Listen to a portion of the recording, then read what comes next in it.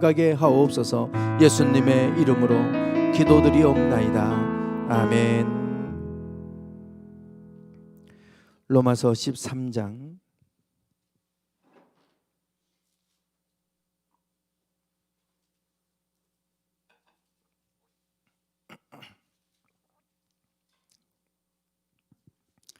로마서 13장 1절 2절 1절과 2절입니다. 우리 같이 한 목소리로 읽겠습니다. 각 사람은 위에 있는 권세들에게 복종하라. 권세는 하나님으로부터 나지 않음이 없나니 모든 권세는 다 하나님께서 정하신 바라. 그러므로 권세를 거스르는 자는 하나님의 명을 거스름이니 거스르는 자들은 심판을 자취하리라. 아멘.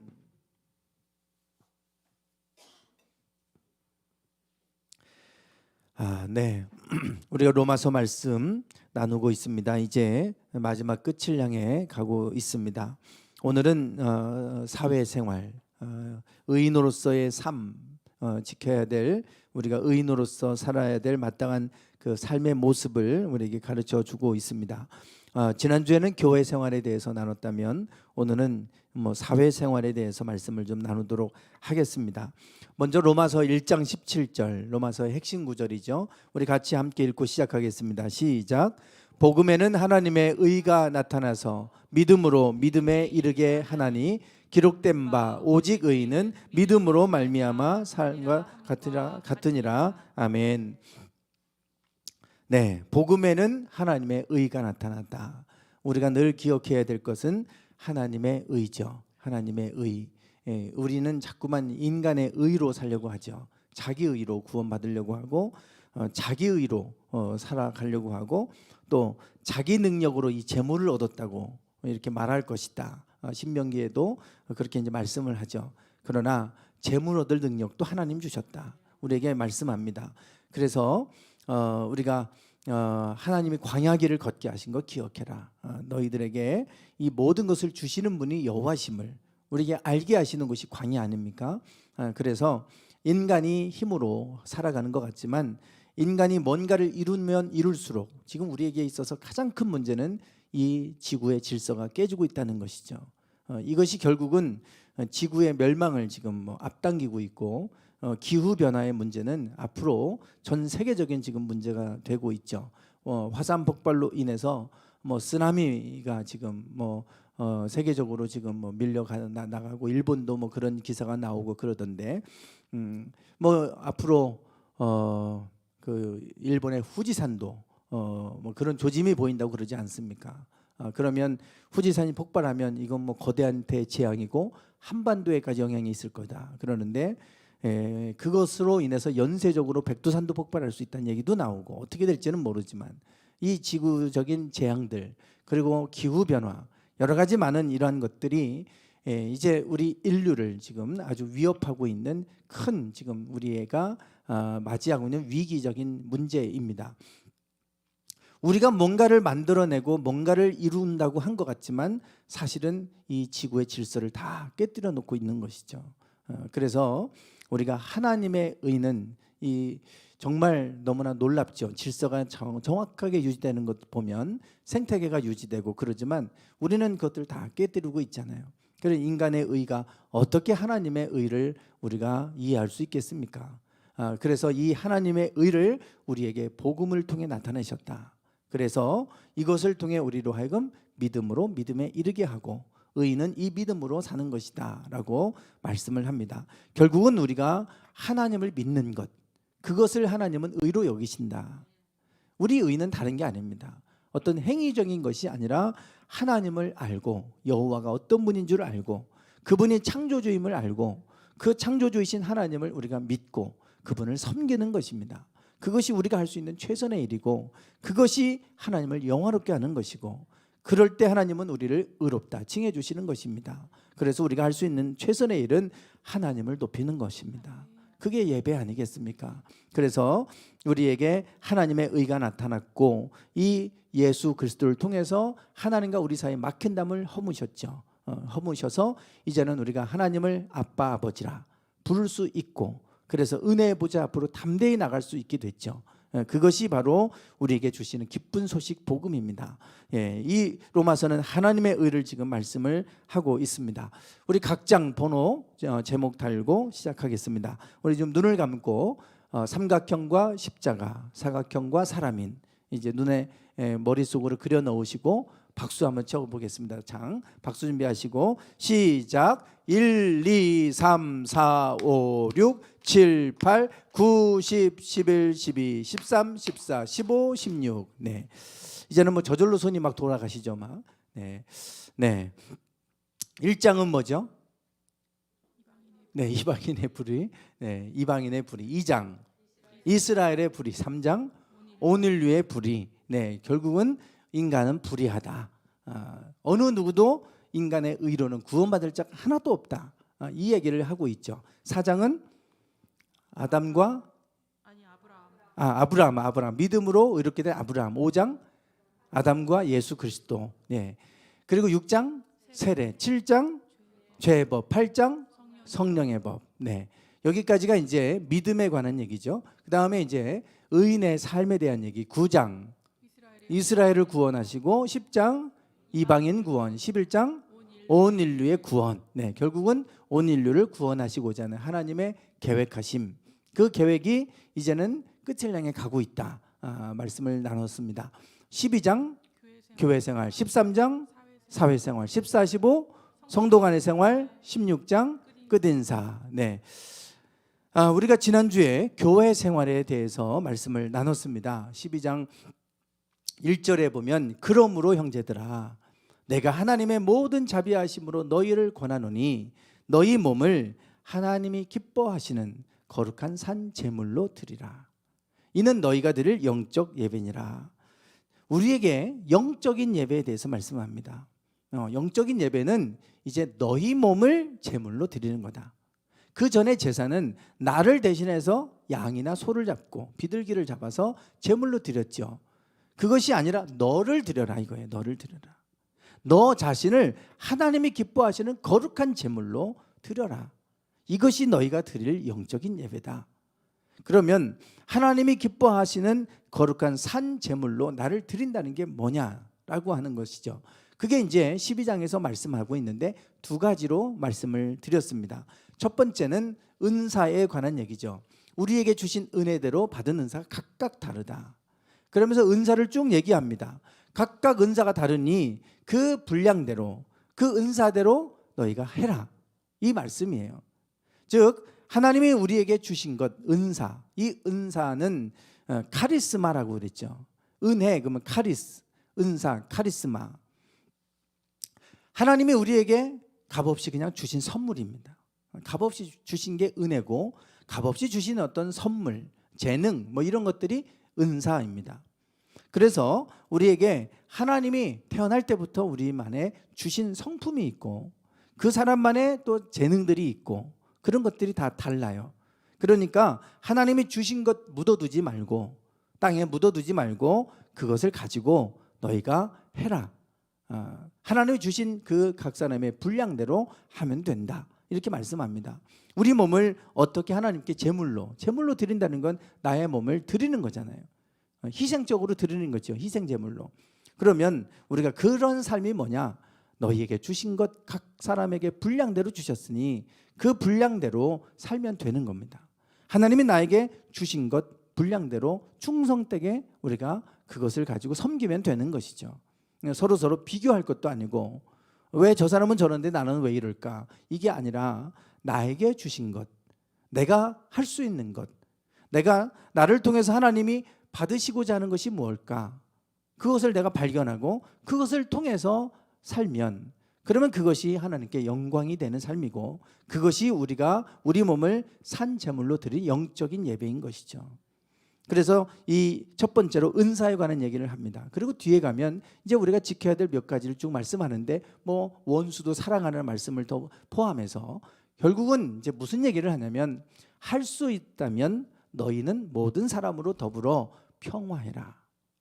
모든 사람과 더불어서 화평의 관계를 맺어라. 이런 말씀을 하죠. 그 관계 안에는 원수를 사랑하는 것까지 있습니다. 그러니 할 수만 있다면 그런 사람들조차도 그들과 더불어 원한 관계를 갖거나 또 미워하거나 하지 말고 서로 평화해라. 평화로운 관계를 맺어라. 이것이 이제 우리가 우리 몸을 하나님이 받으시는, 기뻐하시는 산 제물로 드리는 삶의 모습이다. 하나님은 우리 가운데 어떤 하나님이시냐면 어지러움의 하나님이 아니라 화평의 하나님이라 그랬죠. 샬롬의 하나님입니다. 그래서 하나님 안에는 모든 것들이 다 질서가 있어요. 이 세계가 다 질서 안에 있기 때문에 우리가 살아갈 수 있는 것이지, 질서가 없다면 우리가 어떻게 살겠습니까? 하나님은 이 말씀으로 이 세상에 질서를 부여하셨고, 그러고 나서 이 땅이 하나님 보시기에 심히 좋았다 그랬잖아요. 질서가 잡혀있는 상태, 그게 화평의 상태입니다. 평안, 고요한 상태. 이 고요하다는 게 질서가 잡혀있는 상태예요. 그러나 질서가 깨지고 어지럽혀져 있으면 우리가 불안하죠. 거기서 심적인 안정을 누리는 사람이라면 좀 뭔가 문제가 있는 사람이에요. 뭔가 정돈돼 있고, 뭔가 깨끗하고, 뭔가 질서가 잡혀 있으면 사람들이 거기서 아름다움을 느낍니다. 그래서 좋아 보이는 것들의 비밀이라는 책에도 보면 그 좋아 보이는 것에 이게 비법들이 있어요. 법칙들이 있죠. 뭐 황금 비율도 그 안에 들어갈 것이고요. 나름대로 사람들이 눈에 볼 때 저거 좋아 보인다 그럼 다 좋아 보이는 거예요. 사람마다 이건 누구는 좋아 보이는데 누구는 안 좋아 보이고 뭐 이렇게 막 다르면 어떡하겠어요. 우리 교회 왔을 때 다 좋다고 그러고, 오늘도 카페에 오신 분들이 뭐 이단지에서 왔는데 우리 이쪽에 그 전에 보셨는지 와보고 싶었다고 그러면서 이제 와서 보니까 너무 잘해놓고 너무 좋다고 다들 한결같이 하는 얘기가 그래요. 그러면 뭐 누구는 너무 엉망이라고 얘기하고 누구는 좋다고 그러고, 그러면 이제 우리가 판단할 수가 없는데 대부분 좋은 건 다 대부분 좋게 느낍니다. 그러니까 우리가 보는 건 다 비슷하죠. 느끼는 건 다 비슷해요. 하나님이 화평의 하나님이세요. 그래서 우리 마음이 평안한 사람들, 그런 사람들이 있으면 좋아 보이는 거예요. 그게 얼굴에 나타나잖아요. 얼굴에 마음속에 근심으로 가득하면 얼굴에 다 드러납니다. 그러면 무슨 일 있어? 이렇게 물어보잖아요. 벌써 우리에게 근심이 있으면 얼굴로 다 드러나죠. 그리고 우리가 마음에 분이 있으면 얼굴이 다 드러납니다. 화가 난 사람처럼 보이잖아요. 다 드러나게 돼 있어요. 그래서 우리 마음이 평안하고 질서가 잡혀 있고 그러면 그런 사람들 옆에 있고 싶어요. 좋으니까. 그런데 마음에 막 불안해서 얼굴이 울그락불그락하는 사람은 자꾸 피하잖아요. 우리가 옆에 있고 싶지 않죠. 누가 그런 사람하고 옆에 있고 싶겠습니까? 우리 그리스도인들이 할 수만 있으면 너희가 모든 사람으로 더불어 평화해라. 그런 사람이 있을 때 사람들이 옆에 있게 되고 새들이 가지에 와서 깃들이는 것처럼 그렇게 되는 거지. 가시가 난 것처럼 막 사람들에게 거친 말을 쏟아내고, 그리고 막 불평하고 막 짜증내고 이러면 옆에 누가 있고 싶겠어요? 그건 절대 하나님께서 원하시는 것도 아니고. 그래서 우리 하나님은 화평의 하나님이시다. 그리고 예수님도 이 팔복을 통해 말씀하시는 게 있잖아요. 화평케 하는 자에게 복이 있다 그랬어요. 이 화평과 평화, 평안 다 똑같은 단어입니다. 그럴 때 저희가 하나님의 아들이라 일컬음을 얻게 될 것이다. 오늘 우리가 어느 곳에 가든지 소란케 하는 자가 되지 말고 화평케 하는 자가 되기 원합니다. 그리스도인들이 가면 자꾸 관계를 깨뜨리는 사람들이 있어요. 그 공동체를 깨뜨리는 사람들이 있습니다. 우리 그런 사람이 되면 안 되잖아요. 우리는 그런 곳을 깨어진 곳을 회복시키고 치유하고 화평케 하는 그런 사람에게 하나님이 복이 있다 그랬어요. 그리고 저들이 하나님의 아들이라 일컬음을 얻게 될 것이다. 오늘 우리가 하나님의 자녀로서 화평케 하는 자가 되기 원합니다. 그것이 우리가 드릴 영적인 예배다. 그러면서 이 두 가지를 말씀하고 있잖아요. 그런 자가 되기 위해서 원수도 사랑하라고 하는 거예요. 원수까지도. 오늘 사회생활에 관한 얘기입니다. 뭐 사회생활 그러니까 되게 아주 거창한 것 같지만 제목만 이렇게 단 거예요. 분류를 하다 보니까 이거는 이제 교회와 우리 그리스도인들의 삶에 관한 거라면 13장은 보편적인 그냥 일반적인 사람들에 관련된 것이기 때문에 사회생활이라고 제목을 붙인 것뿐이지, 뭐 사회생활 그러니까 되게 거창해 보이지만 그렇지 않습니다. 13장의 내용이 그렇게 많지 않아요. 거의 이제 주된 내용은 권세와 관련된 얘기입니다. 권세. 1절에서 뭐라고 말하냐면 각 사람은 위에 있는 권세들에게 복종하라. 권세는 하나님으로부터 나지 않음이 없나니 모든 권세는 다 하나님께서 정하신 바다. 이 권세들에게 너희는 복종해라. 우리 그리스도인들이 세상에 나가서 권세자들, 하나님을 모르는 권세자들이 있잖아요. 그들에 대해서 너희가 그들에게 복종해라. 그 권세도 하나님이 정해주신 것이다. 그리스도인들에게 하는 얘기가 그거예요. 너희들이 세상에 나가면 세상에 권세자들이 있지 않느냐. 하나님의 말씀대로 산다고 하면서 권세자들에게 불복하고 항명하고 이러지 말고 그들에게 복종해라. 모든 권세는 하나님이 정해주신 것이다. 지금 이렇게 말씀합니다. 그리고 2절에서도 그러므로 권세를 거스르는 자는 하나님의 명을 거스르는 것이다. 거스르는 자들은 심판을 자취하리라. 참 무서운 말씀을 하고 있어요. 그 권세를 거스르는 건 결국 하나님을 거스르는 거다까지 얘기합니다. 그래서 우리가 이 권세에 관한 부분들을 오늘 말씀을 좀 나눌 거예요. 권세. 그러면 사실 우리가 지금 대통령 선거를 앞두고 있잖아요. 다들 그 권력을 얻으려고 지금 그러는 거 아닙니까? 정치하는 사람들은 다 저 권세를 얻고 싶어서 정치를 하죠. 정치인들이 정치를 통해서 저런 권력을 얻으려면 돈이 있어야 돼요. 선거 한번 치르려고 해보십시오. 어마어마한 돈이 들어갈 겁니다. 그러니 돈이 없으면 저 권력을 얻을 수도 없어요. 사람의 마음을 얻으려면 뭐 돈을 써야 얻잖아요. 그러니 이 권세, 권력, 그러니까 이제 권력을 얻고 나면 사람들이 자기가 그동안 들어간 돈 더 이렇게 뭐 찾고 싶고 뭐 그 이상을 얻고 싶고 하다 보니까 이제 여러 가지 많은 부패가 일어나는 것이죠. 그래서 우리는 이 권세, 권력 뭐 이런 거에 대해서 부정적인 이미지를 갖습니다. 권세 그러면 우리가 갖는 이미지는 저런 것들이잖아요. 위에서 찍어 누르는 이제 그런 이미지를 가지고 있어요. 저런 이미지에게 있다 보니까 권세는 없애버리고 깨뜨려야 될 대상 뭐 이런 생각을 합니다. 저 역시도 어렸을 때 아버지가 저런 분이셨어요. 너무 권위적이신 분이셨죠. 너무 권위적이셔서 감히 말을 못하고 잘못한 거 없는 것 같은데도 혼나야 되고 아무 말도 못하고 혼났고 그래서 늘 그 분이 안에 있었던 것 같아요. 그래서 무엇보다도 권위, 권력, 권세 뭐 그러면 늘 그 부정적인 이미지가 제 안에 늘 있었습니다. 그런데 이 권세가 깨뜨릴 대상이냐? 성경은 그게 아니라고 그래요.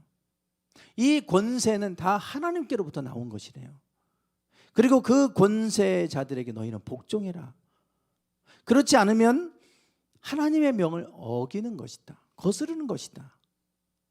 그들에게 심판이 있을 것이다. 이런 말씀을 하고 계세요.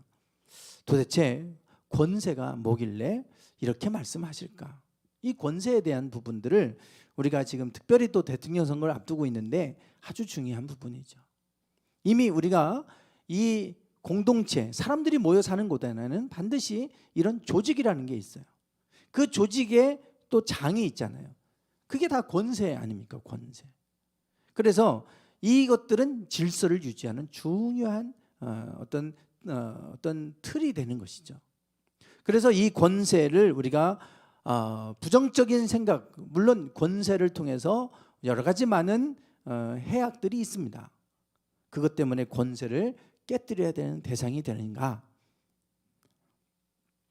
어제 저녁 때 어떻게 우연히 TV 프로그램을 돌리다가 보니까 벌거벗은 세계사라고 하는 이 프로그램에서 소말리아에 대한 그 부분이 이제 있어서 제가 재미있게 봤어요. 왜 뭐 소말리아 그러면 해적의 나라. 우리나라에도 석혜균 선장이 예전에 이제 그 해적들하고 싸우다가 큰 부상도 있고 뭐 이러지 않았습니까? 그 전 세계 90% 저는 이제 그 바다에서 일어나는 그 그런 일들이 다 소말리아에서 일어나고 있다고 그래요. 90%가 그 아덴만이라고 그러죠. 그게 이제 거기가 사우디아라비아만이라고도 하는 그곳으로 통과해서 홍해를 거쳐서 지중해 유럽으로 건너가는 곳이에요. 원래 홍해하고 지중해는 연결이 안 돼 있었는데 거기 이제 수에즈 운하처럼 이제 거기를 수에즈만 해가지고 거기를 이제 그 수로를 만들었죠. 그래서 이제 지중해로 바로 연결되는 거예요. 그래서 사우디 밑에 이제 사우디만 쪽으로 해서 쭉 올라가면 지중해를 거쳐 유럽으로 바로 갑니다. 그러니까 아시아에서 유럽까지 최단 거리가 바로 그곳이라고 그래요. 그러니 그곳으로 수많은 배들이 지나다니는데요. 그리고 뭐 유조선도 많이 다니고 그런데 거기에서 이 소말리아가 해적질을 하고 있는 거죠. 왜 소말리아는 끊임없이 내전을 치르고 이렇게 해적의 나라가 됐을까? 그 역사, 내전의 역사를 쭉 정리해 줘요. 그 시작은 이제 22년 전, 22년도 넘었죠. 시아드 바레라고 하는 저 분이 대통령이 되고 나서 22년 동안 독재를 합니다. 대부분 이제 아프리카나 또 뭐 그 아프리카 주로 이제 아프리카 국가들이 이제 저는 독재자들이 많이 나오죠. 동남아도 그렇고 군부들이 쿠데타를 일으켜서 이제 독재를 하잖아요. 저분도 22년 동안 이제 독재를 한 거예요. 그러다 보니까 독재를 하다 보니 이제 나라가 피폐해지죠. 그리고 많은 소말리아 백성들이 고통을 당합니다. 경제가 파탄이 오고 그러다 보니까 인플레이션이 오고 거기다가 기근까지 와서 살아갈 수가 없는 거예요. 이런 상황이 되다 보니까 이제 반군들이 등장하죠. 시아드 바레의 정부군에 맞서 싸우는 반군들이 등장합니다. 그래서 이제 정부군과 반군과의 내전이 시작이 돼요. 그래서 오랜 시간 동안 내전을 거쳐서 결국은 정부군을 몰아내고 새로운 정부가 들어서게 되는데 그때 이 반군의 지도자는 아이디드였어요. 그리고 2인자가 모하메드였습니다. 이 시아드 바레를 축출하고 그리고 정권을 얻었어요.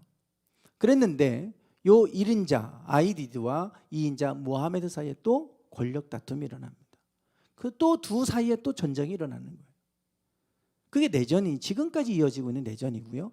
그렇게 하다 보니까 또 소말리아는 아프리카 국가들이 주로 그렇죠.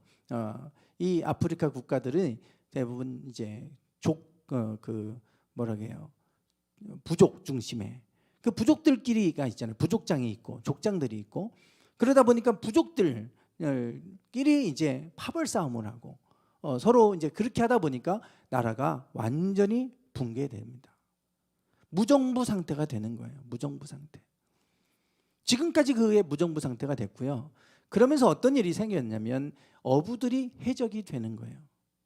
왜 저렇게 됐냐면 저 바다에 참치들이 많이 잡혔답니다. 그리고 뭐라고 하죠?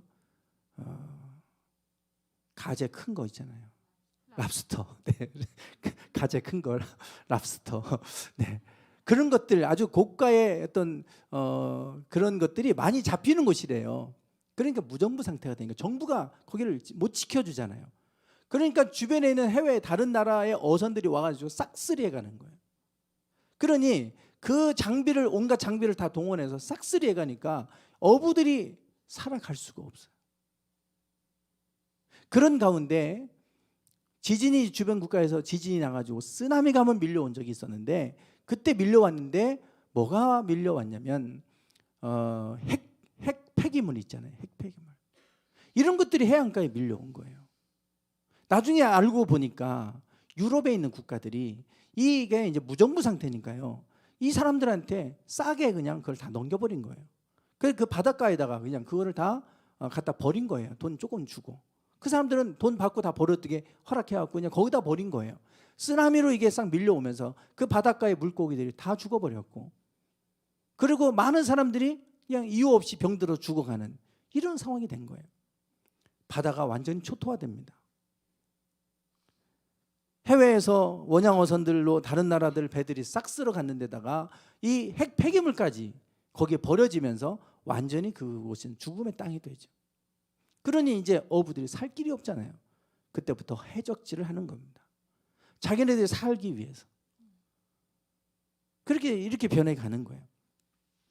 제가 이 말씀을 드리는 이유는 처음 시작이 독재 정부였죠. 독재 정치. 이 독재자를 축출해내면 그러면 이 나라가 평화로워져야 될 것 같은데 나라가 더 어지러워졌어요. 무정부 상태가 돼버렸어요. 여기서 권력 잡으려면 저기서 싸우고 서로 다 싸우고, 그러니까 시장에서 그냥 파는 게 총이라는 거예요. 총. 모든 어린아이들도 다 총 들고 있고요. 거기는 심각해요. 심각해. 이게 질서가 회복이 안 됩니다. 질서가 잡히지가 않아요. 완전히 지금 무정부 상태고, 그래서 해적과 테러의 나라로 바뀌어버렸어요. 어느 누구도 그 땅에서 자기 스스로 자기 목숨을 지켜야 되니까 다 총을 들고 있어요. 어린아이들도. 그게 그 나라의 현실이에요. 이 권세를 무너뜨리면, 독재 정부를 무너뜨리면 나라가 좀 더 좋아질 것 같았는데 나라가 엉망이 돼버렸어요. 그렇게 무너지고 나니까 회복이 안 돼요. 회복이. 그런 것을 보면 독재가 올바르다는 얘기가 아닙니다. 그 권세를 무너뜨리고 나면 이런 일이 생기는 거예요. 권세. 결국은 이 나라가 어느 누구의 권세도 인정이 되지 않으니까 자기들 다 하고 싶은 대로 하니까 엉망이 되는 거죠. 오늘날 선생님들의 권위가 많이 땅에 떨어졌습니다. 선생님들의 권위를 학생들이 인정하지 않아요. 그렇게 되면 누가 피해를 보냐면 학생들이 피해 보죠. 선생님들의 울타리 안에 있어야 되는데, 거기서 보호를 받아야 되는데 권위가 무너지면 아이들이 선생님을 무시하고 말해도 듣지도 않고 그러면 아이들이 엉망이 됩니다. 엉망이 돼요. 권위가 무너지면 나타나는 현상이에요.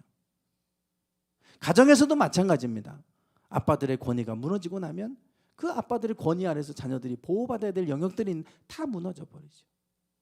모든 영역에 권위가 있어요. 권세가 있어요. 그거 무너뜨리면 안 되는 것입니다. 그게 무너지면, 그게 잘못된 권세라고 해서 무너뜨리고 나면 더 좋아질 것 같지만 아예 질서가 붕괴돼 버리는 이러한 모습을 봐요. 그래서 가장 좋은 거는 이게 그냥 합법적인 틀 안에서 교체가 되는 게 가장 좋죠. 그게 가장 좋은 거예요. 그게 민주적인 민주사회 아닙니까? 근데 그걸 쿠데타나 이런 식으로 해석하면 이게 누가 돼도 또 쿠데타가 또 일어나요. 그런 내전이 계속 일어나는 거죠. 끝이 없습니다. 끝이.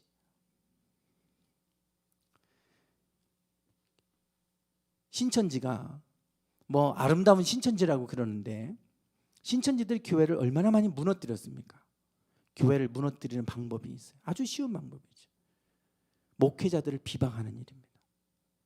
그러면 그 권위를 무너뜨리는 거예요. 그러면 그런 얘기를 듣고 나면 그 목회자를 바라볼 수가 없어요. 목회자의 설교를 들을 수가 없어요. 그러면 결국은 교회가 무너지고 성도들이 무너져요.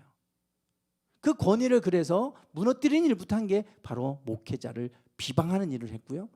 그래서 어떤 목사님이 비리가 있었다고 뭐가 나오면 그거 다 이제 이야기하는 거예요. 다 만천에 드러내는 거죠. 그래서 그 사람의 비리가 아니라 모든 목회자들이 그런 것처럼, 그래서 목회자들의 권위를 다 땅에 떨어뜨려 놓습니다. 그러면 무너지는 거예요.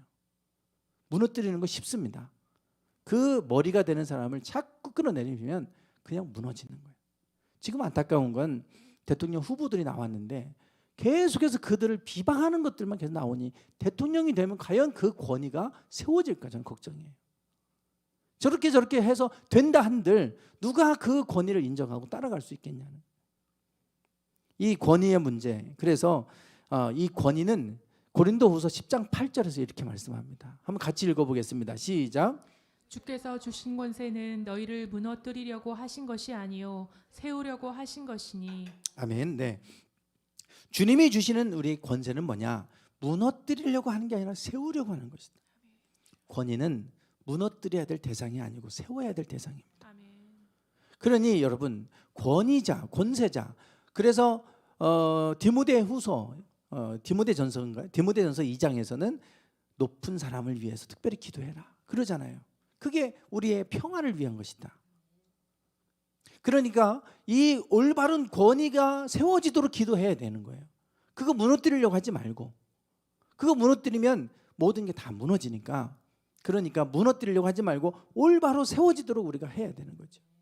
성경에서 권세에 대해서 우리에게 말씀합니다. 권세는 뭐냐? 울타리라고 생각하시면 돼요.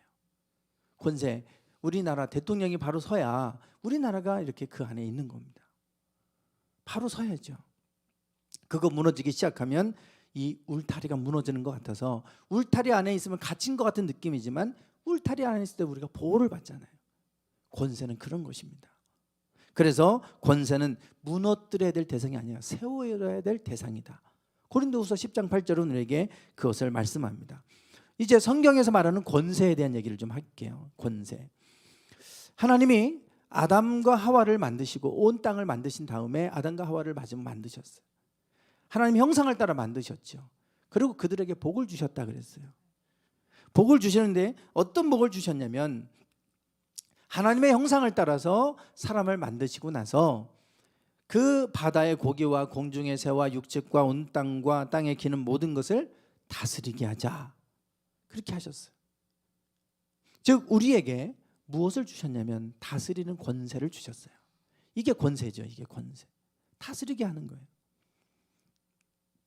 다스린다고 하는 건 잘 그것들을 질서를 잘 지키고 유지하게 하도록 관리하는 것을 포함합니다. 잘 치리하는 거죠. 하나님께서 이 아담과 하와에게 하나님이 하셔야 될 일을, 하나님이 다스려야 될 일을 아담에게 대신해서 그 일을 위임해 주셨어요. 인간에게 주시는 가장 큰 복이죠. 하나님이 하실 일을 위임해서 그에게 권세를 주신 겁니다. 할 수 있도록. 그래서 이게 하나님이 처음에 우리에게 주시는 복이 권세를 주시는 거예요. 권세. 다스리는 권세. 이 다스리도록 하나님이 이 일을 하셨죠. 요한복음 1장 12절에도 영접하는 자 곧 그 이름을 믿는 자들에게는 하나님의 자녀가 되는 뭘 주셨대요? 권세를 주셨대요. 하나님의 자녀가 되는 권세라고 얘기합니다. 하나님의 자녀가 되는 것 자체가 우리에게 권세예요. 권세. 하나님의 자녀가 되면 우리가 그 가정 안에서 어떤 자녀면 냉장고 안에 있는 걸 내 것처럼 꺼내 먹고 막 그럽니다. 자녀들이 냉장고에 있는 거 꺼내 먹을 때마다 엄마 아빠한테 허락받고 먹고 그러지 않잖아요. 엄마 아빠 돈으로 사놨어도 다 그냥 내 것처럼 꺼내 먹고 그러잖아요. 자녀됨의 권세죠. 어디 남의 자녀가 남의 냉장고에서 막 꺼내다가 막 꺼내 먹습니까? 그건 허락받고 먹어야지. 그러나 자녀는 달라요. 고아와 다르잖아요. 그래서 자녀들은 아버지의 것도 내 것처럼 내가 얼마든지 쓸 수 있어요. 물론 아버지 내가 손대지 말아야 될 영역이 있지만 나에게 허락된 영역에 대해서는 마음대로 내가 쓸 수 있고 사용할 수 있어요. 하나님의 자녀가 되는 권세를 주셨다 그랬어요. 우리에게. 그 권세에 대해서 말씀을 하고 있는데, 우리가 이 권세를 주셨는데 이 권세를 모르고 살아갈 때가 많아요. 권세를 너무 몰라요. 우리는 자꾸만 이 권능, 성령이 임하면 너희가 권능을 받고 그러잖아요. 파워인데 파워. 권능과 권세의 차이가 있어요. 권능과 권세. 우리는 능력을 받으면 그것이 대단한 것으로 생각하는데 능력보다 더 큰 게 권세죠. 권세. 좀 여기에 보시면 한 사람은 복싱 심판입니다. 한쪽은 뭐 저 사람은 누군지 아시겠어요? 예, 숟가락 막 휘어뜨리고 막 이러죠. 유리 겔라. 어렸을 때 한참 TV 나와서 막 다 숟가락 꺼내라고 하고 막 다 문지르게 해갖고 문지르는데 저는 안 휘더라고요. 그 막 휘어진 사람도 있다고 그러면서 뭐 인터뷰 다 나오고 그랬었는데, 유리 겔라. 능력자예요, 능력자.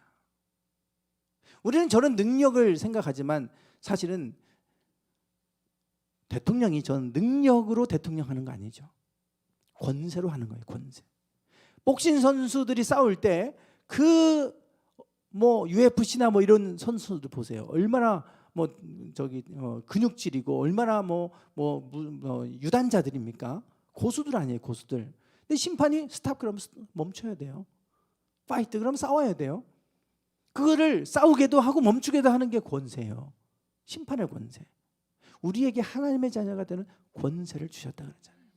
능력이 있어야 능력으로 귀신을 쫓아내고 이러는 거 아닙니다.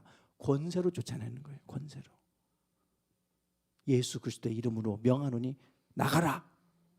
그게 권세자예요. 권세자는 명령하는 거예요. 권세자가 나서서 막 능력으로 막 뭐 나가서 싸우고 같이 뭐 이러는 거 아니잖아요. 권세자는 그 권세를 갖고 명령하는 거예요. 이거 시정해. 그러면 그냥 그 알아서 다 시정하잖아요. 그게 권세입니다.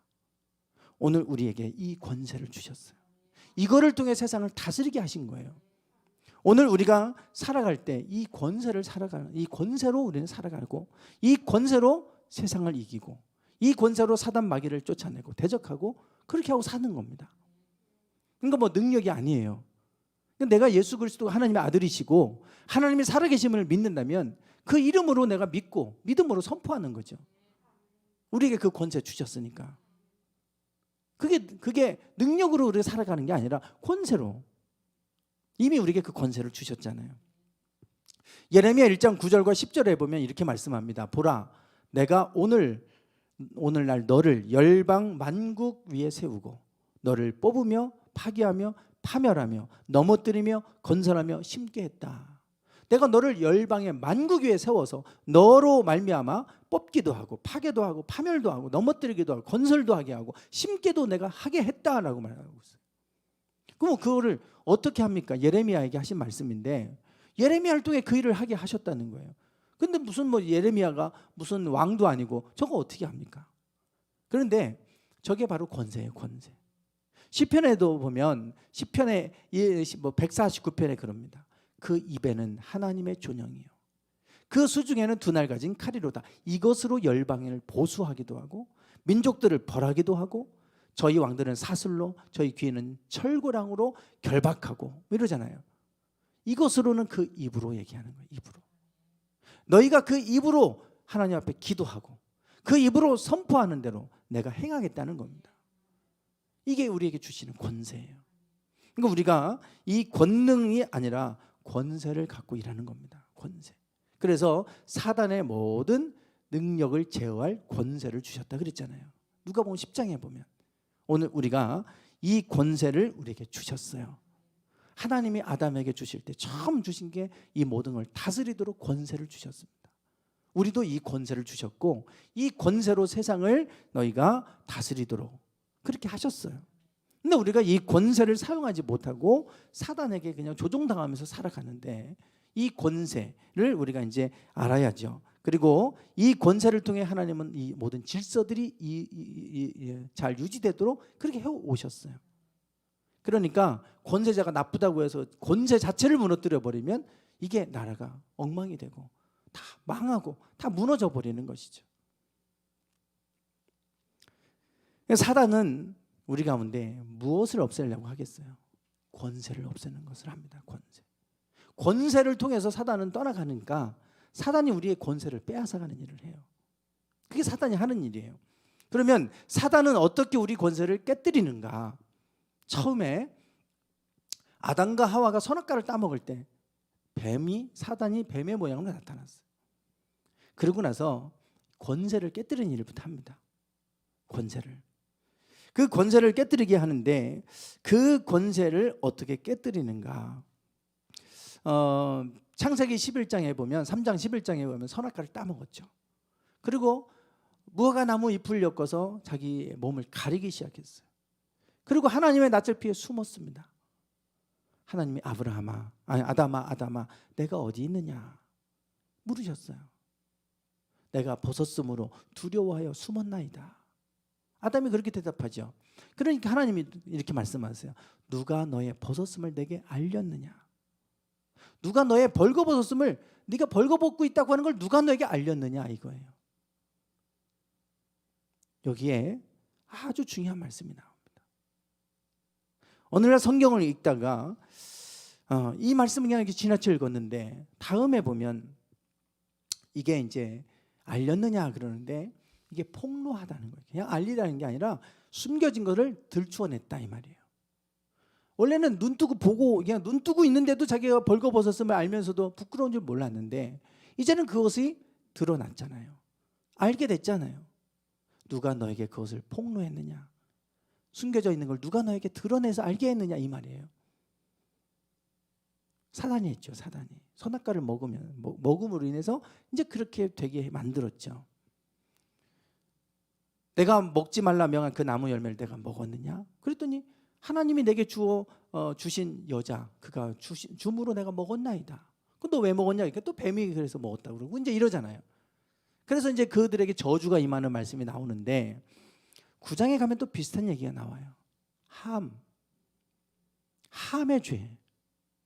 우리는 이 말씀이 참 이해하기 어렵잖아요. 아버지 노아가 홍수 이후에 그리고 이제 포도 농사를 졌는지 그 포도를 이제 먹어서 포도주를 먹고 취해서 벌거벗고 다 자고 있죠. 그런데 함이 그 모습을 보고 형제들에게 알리잖아요. 그러니까 셈과 야벳은 뒷걸음쳐서 보지 않고 아버지의 하체를 가리죠. 그 나중에 잠에서 깨난 이 노아가 그걸 알고 함을 저주하는 일이 일어났어요. 창세기 3장 얘기하고 지금 패턴이 비슷합니다. 벌거벗은 것과 관련돼 있고 저주가 임하는 것이 비슷하잖아요. 그래서 여기에 보면 9장의 22절에 가면 이렇게 말합니다. 가나안의 아버지 함이 그의 아버지 하체를 보고 밖으로 나가서 그의 두 형제에게 알렸다. 여기 알렸다라고 하는 단어, 이게 알림에 누가 너를 알게 했느냐? 우연히 원어를 찾아보니까 똑같다고 하는 걸 알게 됐어요. 아, 이게 똑같은 원어구나. 이게 폭로하다, 나가더라고 하는 단어입니다. 누가?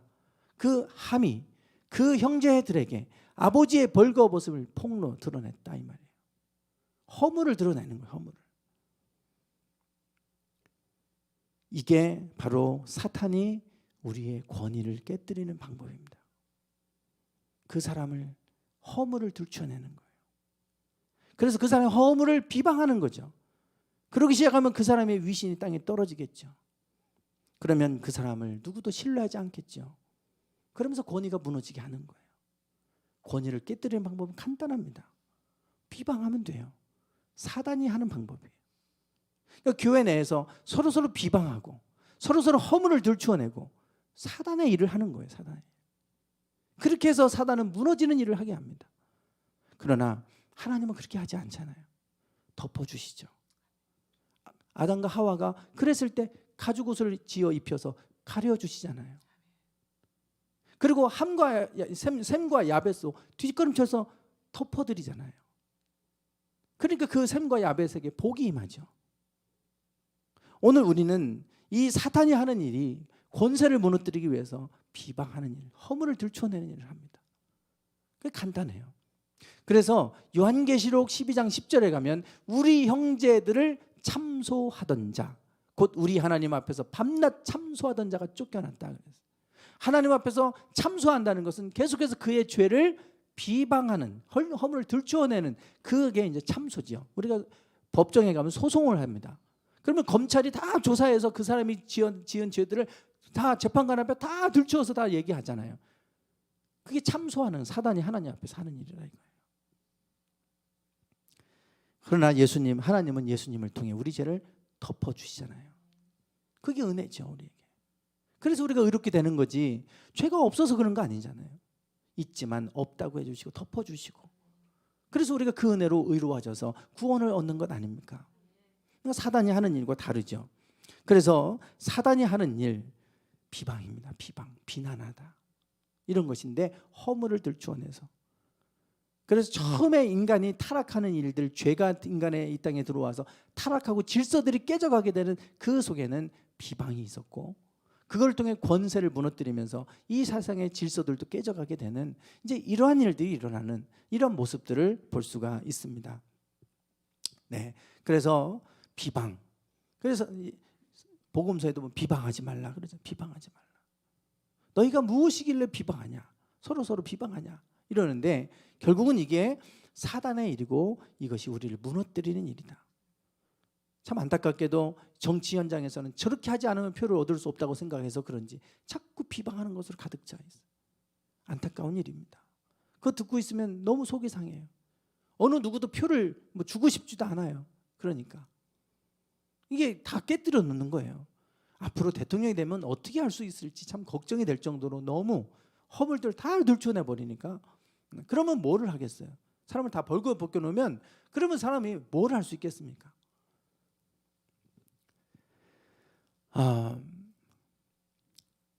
미리암이 문둥병이 발하는 일이 있었죠. 모세가 구수 여자를 취했습니다. 구수 여인이면 에디오피아 여인이에요. 이방 여인입니다. 이집트에서 나올 때 같이 따라 나왔던 구수 사람들도 있었으니까, 노예들 중에 그들도 같이 나온 여인인데 그 여인을 아내로 취하는 일이 있었죠. 그러니까 미리암과 아론이 모세를 비방했어요. 지도자가 잘못됐으니까 잘못됐다고 분명히 얘기한 게 뭘 잘못이고, 그것 때문에 왜 문둥병이 발해야 되나, 그런 생각을 우리가 할 수가 있습니다. 그런데 그들의 모세를 비방한 게, 모세가 구수 여자를 취한 것만 갖고 얘기하면 되는데, 이게 나중에 무슨 얘기를 하냐면 2절에 가면 이렇게 얘기합니다. 여호와께서 모세와만 말씀했냐, 우리와도 말씀하지 아니하셨느냐. 야, 너만 하나님의 말씀을 듣냐? 우리도 하나님 말씀을 들어. 뭐 너만 선지자야? 우리도 선지자야. 미리암을 성경은 선지자라고 말하잖아요. 야, 너만 선지자야? 우리도 선지자야. 너만 하나님 말씀 듣냐? 우리도 하나님 말씀 들어. 이러면서 구수 여인 취한 것으로 시작된 게 결국은 모세의 권위를 깨뜨리는 일로 넘어가는 것을 볼 수가 있어요. 그러니까 하나님이 이 말을 들으셨다 그랬어요. 이 말을 들으셨어요. 그리고 나서 6절에서 이렇게 말씀하죠. 내 말을 들어라. 너희 중에 선지자가 있으면 나 여호와가 이상으로 나를 그에게 알리기도 하고 꿈으로 그와 말하기도 하지만 내 종 모세와는 다르다. 그는 나의 온 집의 충성됨이라. 내가 그와 얼굴을 맞대고 보면서 대화하는 사이다. 이런 얘기를 하세요. 오히려 이 모세를 책망하시는 게 아니라 오히려 두둔해 주세요. 그 이유는 이스라엘을 지키기 위해서죠. 그게 무너지고 권위가 무너지면 다 무너지니까, 서로 다 자기들이 지도자라고 그러고 다 잘났다고 그러고 서로 내 말을 따라야 된다고 그러면 이게 뭐가 되겠습니까? 그러니 하나님이 세우신 지도자, 이 사람을 지키려고, 그래야 공동체를 지킬 수 있으니까, 그래서 이 사람들이 다 볼 수 있게 미리암에게 문둥병이 발하게 하셨어요. 이렇게 된다. 그래서 이 권위를 무너뜨리는 것에 대해서는 하나님이 철저하게 개입하신 것을 볼 수가 있어요.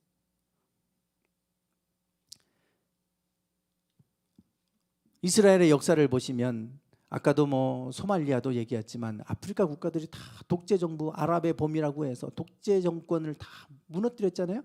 지금까지 어느 나라 하나 질서가 세워진 나라가 없습니다. 이집트도 마찬가지고 계속해서 내전에 다 그럽니다. 그런데 지금 지금 도표는 북이스라엘과 남유다를 왕들을 쭉 지금 표시해 놓은 거예요. 하늘색은 유다 왕국입니다.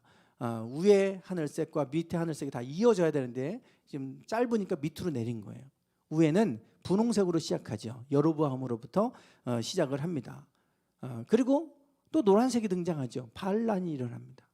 그리고 또 반역이 일어나서 보라색으로 나오고 또 오렌지색으로 가고 또 노란색, 색깔이 자꾸 바뀌는 거는 반역에 여로보암이 솔로몬에게 충성스러운 신하였지만 반역해서 북이스라엘과 남유다로 갈라지게 됐다고 말씀을 드렸죠. 북이스라엘은 반역으로 시작된 나라예요. 그런데 그 이스라엘을 보세요. 반역으로 반역하다가 멸망하고 없어져 버렸습니다. 유다는 뭐 나쁜 왕들은 등장했지만 그래도 계속해서 다윗 혈통에서 흘러갔어요. 이게 계속해서. 그래서 색깔이 변하지 않습니다. 반역이 일어나고 그러면 뭐 세워지는 것 같은데 또 반역이 일어나고 또 반역은 반역을 낳죠. 그래서 우리가 이 권세, 오늘 우리의 사회생활 하다 보면 공동체에서 정말 힘들게 하는 지도자들이 있습니다. 힘들어요. 가정 안에도 힘들게 하는 뭐 아버지들이 있을 수 있고 어머니들이 있을 수 있고 권위자들이 있을 수 있어. 그러면 힘드니까 어떻게 그 무너뜨리면 뭐가 되겠지. 그렇게 되는 순간 가정이 다 무너지고 교회가 무너지고 사회가 무너지고 학교가 무너지고 다 무너집니다. 이 권위의 문제, 권세는 깨뜨릴 대상이 아니라 세워야 될 대상입니다. 그래서 모든 권세는 하나님께로부터 온 거다. 하나님의 질서를 지키는 하나의 방법인 거예요. 그게 왕정이든 아니면 뭐 공화정이든 뭐 틀만 바꾼 다를 뿐이지 결국 권세자가 있잖아요. 그래서 하나님이 그런 사람이 세워졌다면 그들에게 복종해라. 그리고 그들을 위해 기도해야지. 우리가 할 거는 기도해야지. 억지로 강제로 불법적인 방법 끌어내리고 그래서 뭐 세우면 뭐가 또 나아질 것 같습니까? 아니잖아요. 끌어내리고 올라간 사람이 더합니다. 더한 일이 일어나요. 그래서 우리가 이런 부분에 대해서 이 권세자들 위한 기도가 필요합니다. 특별히 이제 대통령 선거가 얼마 안 남았어요. 너무 중요한 일입니다. 나라가 지금 반으로 쫙쫙 쪼개지고 이 나라가 어떻게 될지 참 걱정스러운데 정말 우리가 기도해야 됩니다. 한 사람이 세워지면 임기 끝날 때까지 우리가 할 수 있는 게 없잖아요. 그러니 좋은 지도자가 선출돼도 기도해야 되고, 그래서 이 나라가 잘 질서를 잡고 잡아가야 우리가 그 안에서 평안을 누리고 사는 겁니다. 우리가 어느 곳에 있든지 여러분의 직장에 있는 사람이든 여러분 공동체에 있는 사람이든 권위자를 위해 기도하셔야 돼요. 그들이 바로 서야 평화가 임합니다. 그리고 그곳에서 우리는 복을 누리며 살아요. 그렇지 않으면 그 한 사람 때문에 다 고통을 당하잖아요. 그래서 그 사람을 무너뜨린다고 더 좋아하느냐, 더 엉망이 돼가지고 소말리아처럼 되잖아요. 그래서 오늘 우리가 이 권세, 하나님이 세우신 권세자들 위해 기도하고 그들이 바로 세워지도록 우리가 함께 기도해 나갈 때 우리가 이 권세를 통해서 하나님이 우리를 더욱더 안전하게 지켜주시고 권위를 통해서 우리를 또 복되게 하시는 줄 믿습니다. 오늘 우리의